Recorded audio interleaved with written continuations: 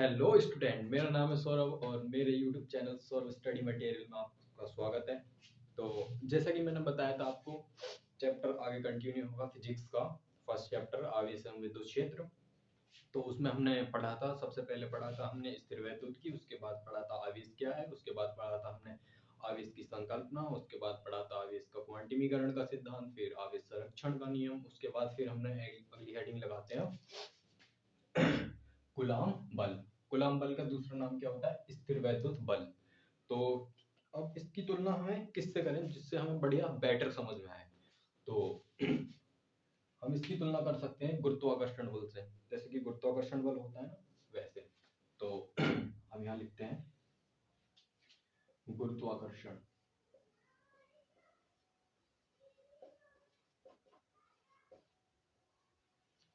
कर्षण बल। गुरुत्वाकर्षण बल क्या होता है? गुरुत्वाकर्षण बल जो है वो दो द्रव्यमान होते हैं हमारे, m1 m2। उन दोनों द्रव्यमानों जो वो द्रव्यमान है, उन दोनों द्रव्यमानों को हम कुछ दूरी पर रखते हैं, वो दूरी होती है r। तो जिस दूरी पे हमने रखा है गुरुत्वाकर्षण बल, वो जो द्रव्यमान है, ये दोनों बिंदु हैं द्रव्यमान, मतलब कोई वस्तु ले रखी है हमने m द्रव्यमान की और ये m2 द्रव्यमान की, और ये r दूरी पर रखी है। तो ये क्या बल का अनुभव करते हैं? ये इनके मध्य कौन सा बल लगता है? गुरुत्वाकर्षण बल। तो वैसे ही होता है हमारा कूलाम बल। कूलाम बल क्या होता है? ये दो स्थिर बिंदु आवेशों के मध्य लगने वाला बल होता है। तो पहला जैसे होता है स्थिर बिंदु, दो स्थिर बिंदु है हमारे, ये Q1 हो जाएगा, ये Q2, ये जो है R दूरी पे रखे हैं। ठीक है, तो क्या है? ये R दूरी पे रखे हैं। तो आवेश क्या है? इनके मध्य भी बल लगेगा। वो बल कुछ भी हो सकता है। माना मैंने बताया था, अगर ये दोनों प्लस प्लस हुए तो क्या लगेगा? प्रतिकर्षण का बल। अगर ये माइनस प्लस हुए तो वो लगेगा आकर्षण का बल। वो इनकी प्रकृति पर निर्भर करता है कि वो आवेश कौन सा रखा है और कौन सा बल इनके मध्य लगेगा। तो बस कूलाम का नियम यही कहता है कि दो स्थिर बिंदु आवेशों के मध्य लगने वाला स्थिर वैद्युत बल, मतलब दो स्थिर बिंदु आवेशों के मध्य लगने वाला स्थिर वैद्युत बल, वो जो है उनके गुणनफल के समानुपाती होता है, और उनकी बीच की दूरी क्या है? r, उसके वर्ग के व्युत्क्रमानुपाती होता है। तो उनकी बीच की दूरी के वर्ग के व्युत्क्रमानुपाती होता है। जैसे कि ये f है समानुपाती Q1 Q2 के, और व्युत्क्रमानुपाती होता है वो इसकी बीच की दूरी के वर्ग के। ठीक है, ऐसे इसमें था, हम ले सकते हैं f बराबर f समानुपाती था हमारा m1 m2 के, और f व्युत्क्रमानुपाती था हमारा 1/r² के। ठीक है, ठीक है। अब उनसे क्या होता है? ये इक्वेशन हमारी फर्स्ट हो जाती है और ये सेकंड हो जाती है। ठीक है, इसको फर्स्ट मान लेते हैं।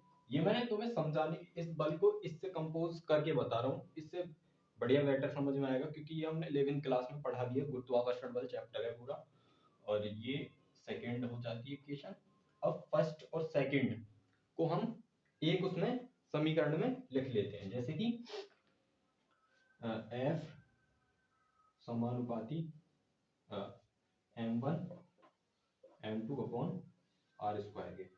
ठीक है, अब ये समानुपाती का चिन्ह हटता है तो ये कांस्टेंट आता है। वो क्या होता है? गुरुत्वाकर्षण में कांस्टेंट आता है हमारा g, और ये m1 है, m2 है, सॉरी m2, और ये r²। ये हमारा पूरा फॉर्मूला आता है। ठीक है, और इसमें क्या होता है? इसमें भी हम इक्वेशन 1 और 2 को आपस में इनकी वो कर देंगे तुलना। तो क्या होगा? मतलब तुलना नहीं, इनको जोड़ देंगे। तो ये क्या हो जाएगा? Q1 Q2/r²। समानुपाती का चिन्ह इसमें भी हटता है। इसमें क्या कांस्टेंट आता है? इसमें k कांस्टेंट आता है, Q1 Q2/r²। इस k की बात हम बहुत डीपली करेंगे। बस अभी आपको ये समझना है कूलाम बल, स्थिर वैद्युत बल क्या है।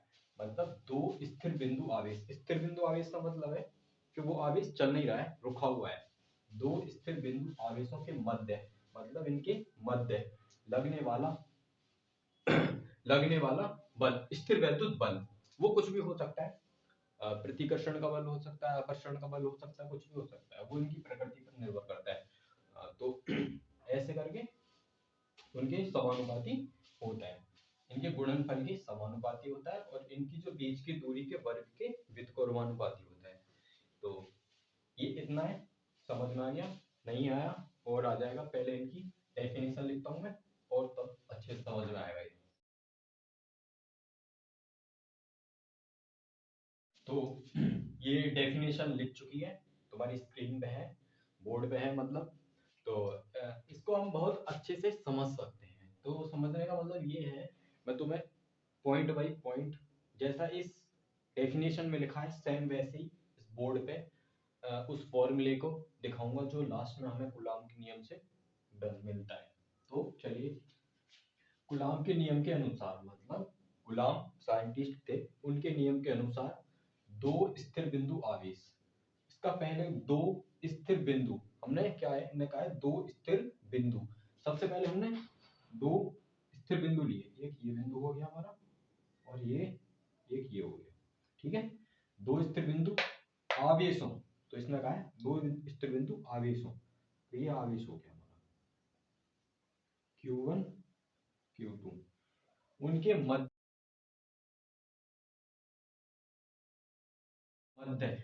लगने वाला, मतलब उनके मध्य, ये r दूरी पर थे, मैंने बताया था तुम्हें, ये r दूरी पर थे। तो कहा है, उनके मध्य लगने वाला स्थिर वैद्युत बल, उनके मध्य लगने वाला स्थिर वैद्युत बल, स्थिर वैद्युत बल वो कूलॉम का ही बल होता है, वो मैंने बताया था, कुछ भी हो सकता है। आकर्षण प्रतिकर्षण का समझ सकते हो, प्लस प्लस है तो प्रतिकर्षण, और माइनस प्लस है तो आकर्षण। तो उन दोनों स्थिर बिंदु आवेशों के मध्य लगने वाला स्थिर वैद्युत बल दोनों आवेशों के, मतलब इन दोनों आवेशों के गुणनफल के समानुपाती। समानुपाती कैसे होता है, F जो है हमारा, वो समानुपाती होता है दोनों आवेशों के गुणनफल के समानुपाती होता है, ठीक है, ये समानुपाती का चिन्ह है। तथा उनकी बीच की दूरी के, तथा उनकी बीच की दूरी क्या है, r, तो उनकी बीच की दूरी के वर्ग के व्युत्क्रमानुपाती, वर्ग का मतलब होता है स्क्वायर, तो समझ सकते हैं, तो पता ही होगा, वर्ग के व्युत्क्रमानुपाती होता है। तो इसको हमने फर्स्ट मान लिया ये, और ये सेकंड मान लिया केशन। तो समीकरण यहां मान लीजिए, समीकरण 1 व 2 से, अब 1 व 2 से F समानुपाती Q1 Q2 upon R square, ठीक है। अब ये समानुपाती का चिन्ह हटता है, तो क्या आता है हमारा, समानुपाती का चिन्ह हटेगा, K कांस्टेंट आएगा, स्थिरांक, वो तो पता ही है, जब कोई समानुपाती का चिन्ह हटता है तो ये कांस्टेंट आता है, तो ये K हमारा जो है कांस्टेंट है, स्थिरांक, ठीक है, स्थिरांक ही। और अब इसमें क्या है, ये हो गया पूरा कूलॉम के नियम के अनुसार, ठीक है। एक और बार और समझ लेते हैं, कूलॉम के नियम के अनुसार दो स्थिर बिंदु आवेशों के मध्य, दो स्थिर बिंदु आवेशों के मध्य लगने वाला स्थिर वैद्युत बल, स्थिर वैद्युत बल उन दोनों आवेशों के गुणनफल के समानुपाती, उन दोनों आवेशों के गुणनफल के समानुपाती, तथा उनकी बीच की दूरी के वर्ग के व्युत्क्रमानुपाती, ठीक है। समीकरण 1 व 2 को हमने यहां लिया, और ये F समानुपाती हो गया, इसके समानुपाती का चिन्ह हटा, K कांस्टेंट आ गया, ठीक है, इस तरह। अब क्या है, अब जो सारी चर्चा होगी वो K के ऊपर होगी, ये K कहां से आया, क्या करेगा, क्या है इसकी, क्या वैल्यू है। तो अब हम इसको मिटा लेते हैं, फिर आगे K की बात करते हैं।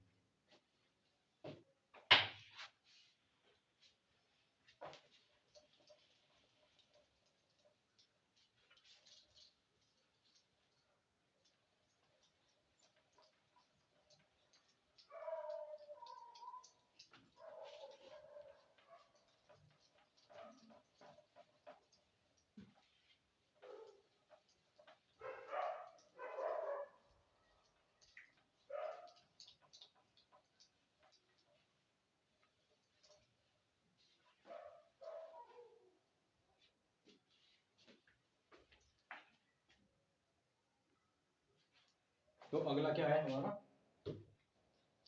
के ऊपर।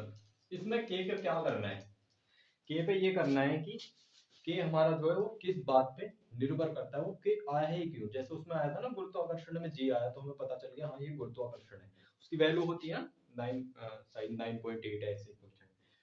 तो ऐसे ही इसकी वैल्यू निकल के आएगी। उससे पहले क्या है, हमें देखना है कि के किन किन उस पे निर्भर करता है, के की निर्भरता।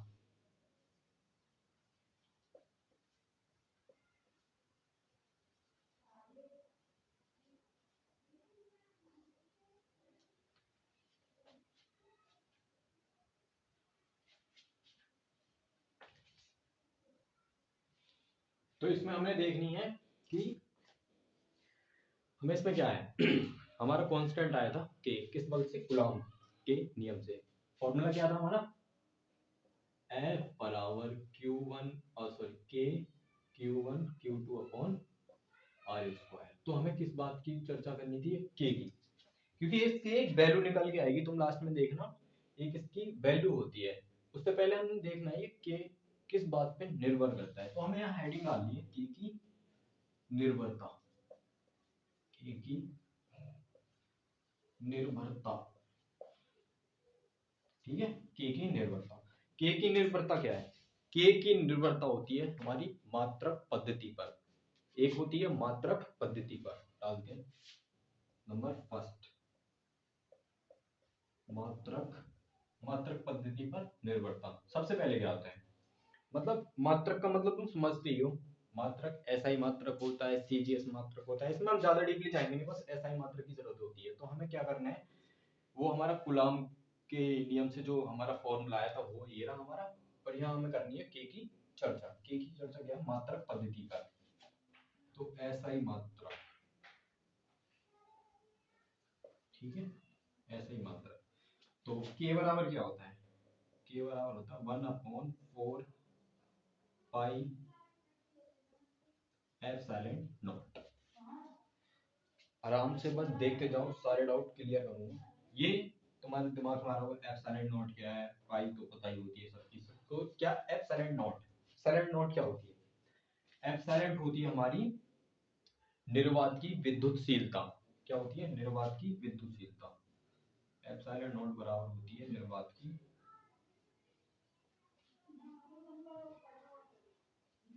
विद्युतशीलता, निर्वात की विद्युतशीलता।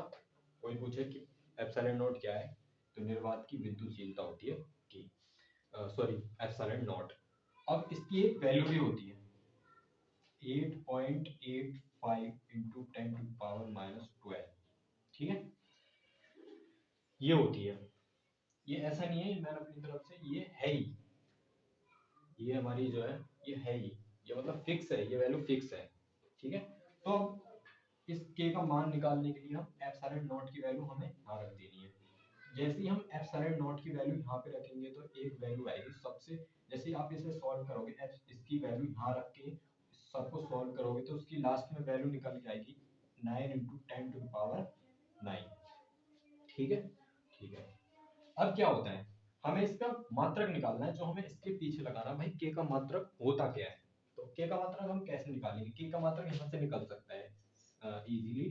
तो के बराबर, जैसे ही इसको ऊपर ले जाएंगे इसको नीचे करेंगे तो ये हो जाएगा F R square upon Q1 Q2।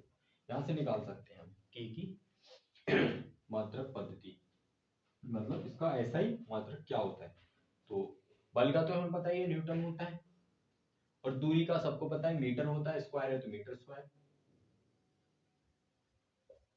और Q1 आवेश का तुम्हें पता ही है कूलॉम होता है, दो है तो कूलॉम स्क्वायर, ठीक है, कूलॉम स्क्वायर। अब इस कूलॉम को ऐसे भी लिख सकते हैं हम, इसी को मतलब ए इसका ये मात्रक आ गया। अगर इसको हम ऊपर ले लिखें तो ये ऐसा हो जाएगा एन सॉरी हाँ एन एम स्क्वायर और कूलॉम इनवर्स स्क्वायर, ठीक है। ये आ गया हमारा इसका मात्रक। तो इसे हम इसके पीछे लगा सकते हैं, ये इसका ऐसा ही मात्रक है। इसको हम यहाँ लगा सकते हैं N M square coulomb inverse square, ठीक है। अब ऐसे ही इस वैल्यू के भी पीछे मात्रक लगना है, क्योंकि एप्सिलॉन नॉट का भी तो होता है ना वैल्यू। अब हम यहाँ से ये समझ सकते हैं कि ये व्युत्क्रमानुपाती है, तो हमें इजीली पता चल रहा है कि के ये जब व्युत्क्रमानुपाती है तो के का मात्रक हमारा ये आया था, तो ये मात्रक इसके अपोजिट इसका मात्रक होगा, मतलब के का मात्रक जो है वो उल्टा होगा इसका मात्रक होगा, वो इजीली पता चल रहा है, ठीक है ना। अब देखो नहीं पता चल रहा मैं बताऊंगा। अगर हम इसका निकालेंगे तो के यहाँ आ जाएगा, अब के यहाँ आ जाएगा, अब उसकी वैल्यू को पलटेंगे तो फिर वही हो जाएगा। जैसे कि ये एन है, बल से निकला था एन, तो ये हो जाएगा माइनस में इनवर्स हो जाएगा, एम स्क्वायर था यहाँ तो इन माइनस में स्क्वायर हो जाएगा। कूलम माइनस में था क्योंकि वो यहाँ से ऊपर गया था, तो वो जब पहले यहाँ था ऊपर गया तो किस में हो गया माइनस में, अब जब वो माइनस में तो वो हो जाएगा प्लस में, क्योंकि यहाँ जो है हर चीज उल्टी हो रही है, एप्सिलॉन नॉट का उल्टा हो रहा है, के का उल्टा सारा, तो यहाँ हो जाएगा हमारा कूलम स्क्वायर। ये हमारे एप्सिलॉन नॉट का मात्रक है, ये हमारा के का मात्रक है। तो यहाँ तक है, समझ में आ गया होगा, कुछ नहीं है बस इसमें यही है। और क्या होता है, अब निर्वात की विद्युतशीलता, इसको समझा जा सकता है, इसको ऐसे समझते हैं, ये मेरा हाथ है, ठीक है, अगर ये इस हाथ को मैं ऐसे चला रहा हूँ, मतलब ऐसे चला रहा हूँ तो इजीली चल रहा है। अगर मैं इसी हाथ को पानी में चलाऊंगा तो ये एक मतलब कुछ बल का अनुभव करेगा, जो कि जैसे निर्वात में मैं चला रहा हूँ हाथ को तो इजीली घूम पा रहा है, चल पा रहा है, और जैसे मैं पानी में चलाऊंगा तो वो माध्यम चेंज हो रहा है वहां पे, तो वहां माध्यम चेंज होने की वजह से हर चीज वहां पे चेंज हो जाएगी। तो जैसे कि अब ये के निर्वात में रखा है तो एप्सिलॉन नॉट आ रहा है, ठीक है ना। अगर ये किसी माध्यम में रखा होगा तो एप्सिलॉन यहाँ आ जाएगा एम, माध्यम के लिए एम आ जाता है, ठीक है। तो ये क्या हो जाएगी फिर माध्यम की विद्युतशीलता हो जाएगी। अब वो पहले क्या थी, निर्वात की विद्युतशीलता, निर्वात की विद्युतशीलता इसलिए थी क्योंकि वो निर्वात में रखी है। अगर वो किसी और माध्यम में रख देंगे हम के की वैल्यू को, तो फिर वो हो जाएगी माध्यम की विद्युतशीलता। ये हमें न्यूमेरिकल में सब कुछ दिया होता है। तो आशा करता हूँ ये जो वीडियो आपको पसंद आई होगी। तो इतना ही है, और जैसे कि मैंने अपने टाइटल में भी लिखा है और वैसे भी लिखा है, ये पूरा वीडियो मैं कूलम बल के ऊपर ही था। कूलम बल अच्छे से समझ में आया होगा आपको, इसकी चाहे अगर कोई मेरे से गलती हुई है तो कमेंट में आप जरूर बताना। और मेरा चैनल अभी तो आप सबको पता ही है नया है, तो इसको प्लीज आपसे हाथ जोड़ के विनम्र निवेदन है कि इसको आगे फैलाओ, जितना हो सके अपने दोस्तों के पास शेयर करो, वीडियो को लाइक करो, शेयर करो, और चैनल को मेरे को सब्सक्राइब करो। तो फिर, और हाँ एक और बात थी, अब जो अगला जो हम कल जो पढ़ेंगे, कल तो मेरी केमिस्ट्री चलेगी, बट उससे आगे जब हम चलेंगे तो उससे आगे आएगा हमारा कूलम बल का सदिश निरूपण, उस पर बात करेंगे। अगर सदिश आपने नहीं पढ़ा है तब भी कोई दिक्कत नहीं, मैं ऐसा पढ़ा के चल रहा हूँ कि आपने 11वीं क्लास में कुछ नहीं पढ़ा है, उस हिसाब से आगे हम कंटिन्यू करेंगे कूलम बल का सदिश निरूपण, अगली हेडिंग होगी हमारी। बट आज के लिए बस इतना ही है, तो मिलते हैं फिर नेक्स्ट वीडियो में, तब तक के लिए